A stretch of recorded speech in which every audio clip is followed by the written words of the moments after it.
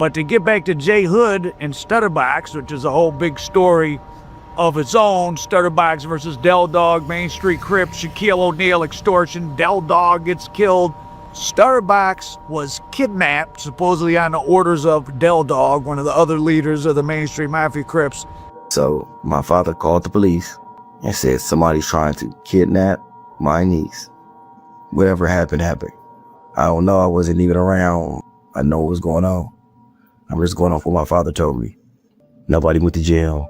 My father was never, to my knowledge, never no confidential source. It was just a lot of snake stuff going on. Like my dad would pull up and then people call him call a dog like, hey, box right here. Trying to get my father unalived. So he knocked on my dad's front door. My dad answered and shot my dad 6-7 times at his front doorstep. On another occasion. My dad is in his Rolls-Royce. This is all prior to this. Somebody pulled up and dropped 30 inside the Rolls-Royce. Luckily, it was bulletproof. By 7 members, snatched off Sunset Strip in West Hollywood, taken back in the hood, beaten. You know, where's this tape? You're trying to extort Shaquille O'Neal. That's our guy. Why are you doing this now? And calls his police handlers and told them what just happened. They say, go make a police report. This all ends up in the LA Times. It's on the front page. When it comes out, the Stutterbox has lied about various things and he's a paid informant for LAPD. All the charges are dropped. So no one went to jail because of Stutterbox, but of course he's labeled a snitch. And even J Hood was talking about on his thing. Yeah, I don't agree with what my father done, but that's my father and I love him. And if you talk, you try to bother him when I'm around, you're gonna be a loving memory, he said, which is pretty clever. But who might actually be Amir Muhammad, and I'm not saying this is true, but this is out of Greg Kading's book. And Greg Kading, you gotta take with a grain of salt, but in this particular instance, he has evidence, because he has the photo of his ID. Stutterbox, who would used to tell people he was Louis Farrakhan's son, but he was definitely in the Nation of Islam. And Stutterbox, I mean, does he look like the guy in the drawing? Does Harry Billets look like the guy in the drawing? Stutterbox had an ID calling himself Amir Muhammad. Stutterbox is a serious criminal.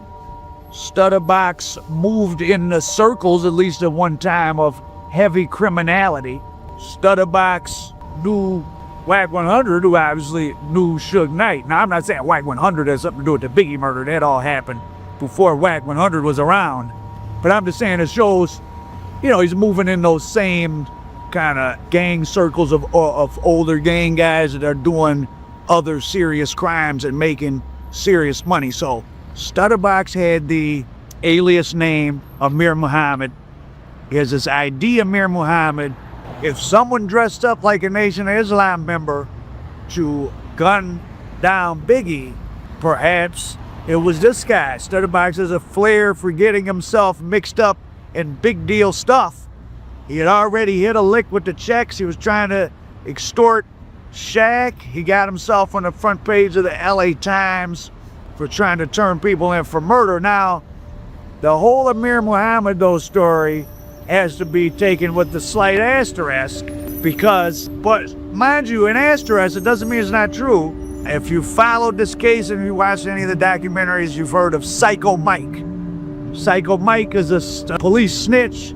He started giving the police information from prison. He's the one who said he heard it was a Muslim name, and then Russell Poole looked at different names and then saw that a guy named Amir Muhammad visited David Mack, and then he showed Psycho Mike the sketch and said, oh, is this who you saw? Is this Amir Muhammad? He said, yes.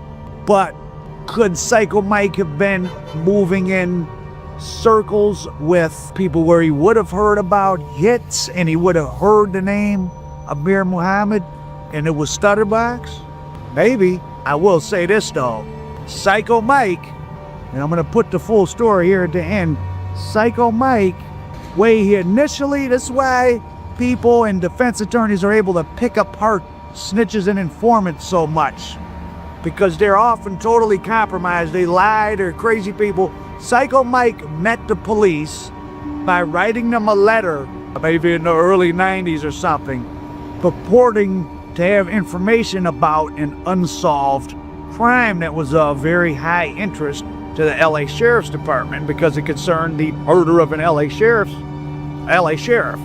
In 1985, there was an LA sheriff getting off work, and he gets into it downtown at the jail. I guess he was a jail guard. He gets off, he gets into his van, and someone is in the van waiting, hiding, and pops out on him while they're driving on the freeway. They fight. He shotguns the LA sheriff, jumps out of the van and runs across the freeway, flees, gets away. This crime was unsolved for a long, long time. And Psycho Mike, before he was so-called snitching in the Biggie case, he wrote a letter to the LA sheriff saying that he knew who killed that sheriff, that it was the Black Guerrilla family, which is a favorite target of, police claiming all these conspiracies. Black Guerrilla family is going to take over the streets. He said the Black Guerrilla family did it as retaliation. So this led to further sanctions and police looking at the you'll read about the Black Guerrilla family as attacking law enforcement on the outside. Now, I don't know if they have attacked any other law enforcement on the outside, but they didn't kill that sheriff because that case was solved a couple years ago. It, in fact, was a lover's quarrel. Another sheriff, another middle-aged white guy, they were dating the same woman, and that guy hid in the van and killed him and got away. And a few years ago, the police were finally closing in on him, and that guy flung himself off a cliff, I think in Washington State. So the spokes of these cases contain all sorts of crazy people and other stories, and this is why conspiracy theories are so easy for a smart person to put together. Notice I say conspiracy theory, not the truth.